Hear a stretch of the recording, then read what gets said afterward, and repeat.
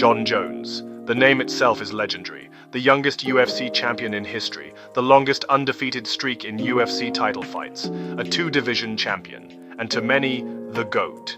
But right now, his legacy is in question, because there's one fight he refuses to take. One fight that could define the end of his career. Ever since Tom Aspinall became the interim heavyweight champion, knocking out Sergey Pavlovich in just 69 seconds, fans have demanded this fight. But Jon, silence, excuses, delays. So what's going on? Is Jones scared? Is he being strategic? Or is he just protecting his undefeated record at all costs? Let's start with the facts. Jon Jones returned to the UFC in March 2023 after a 3-year layoff. He moved up to heavyweight and was given the perfect opponent, Ciryl Gane. Now Gane is an incredible striker, but there was one major problem. He had zero wrestling. Jon took him down and finished him in just over 2 minutes.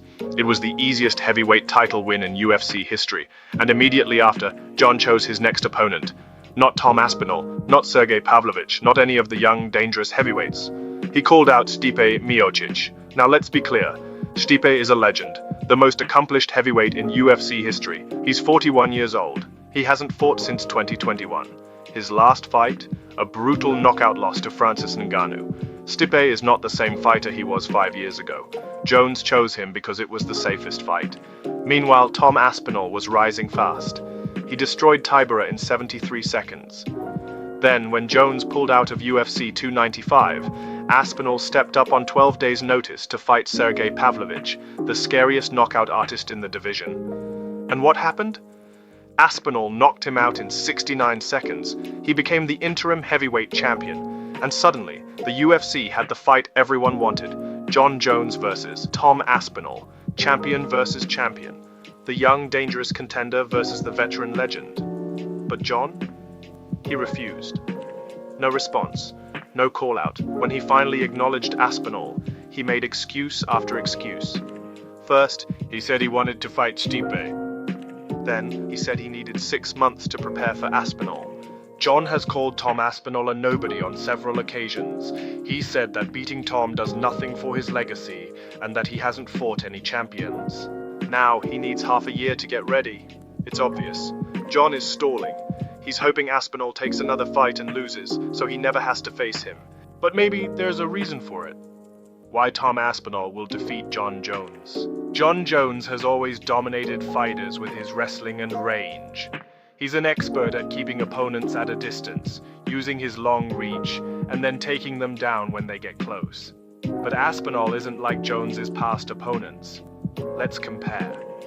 Ciryl Gane, elite striker, but no grappling. Jones wrestled him easily. Dominic Reyes, good striker, no ground game. Gave Jones trouble but couldn't finish him. Daniel Cormier, elite wrestler, but much shorter. Jones had the reach advantage. Tom Aspinall? Fast hands, knockout power, black belt in BJJ, and heavyweight wrestling. Jones has never fought someone this well-rounded at heavyweight. More explosive than Gane with better ground skills. Stronger than Reyes with elite grappling. Younger, fresher, and hungrier than Stipe. For the first time, Jones doesn't have a clear advantage anywhere, and that's why he's avoiding the fight. What this means for Jones's legacy. If Jon Jones retires without fighting Aspinall, his legacy will always have an asterisk. People will say, yeah, but he never fought Aspinall. He avoided the most dangerous challenge. He retired before proving himself against a true heavyweight titan. And the UFC might not let him get away with it. Dana White could strip him of the title, make Aspinall the undisputed champion, force Jones to take the fight or retire. Jon is running out of options. If he wants to be the GOAT, there's only one thing left to do. Fight Tom Aspinall. Thank you so much for watching. I would love to know your opinion on this style of video. And don't forget to like, subscribe, and turn on notifications for more deep dive MMA content.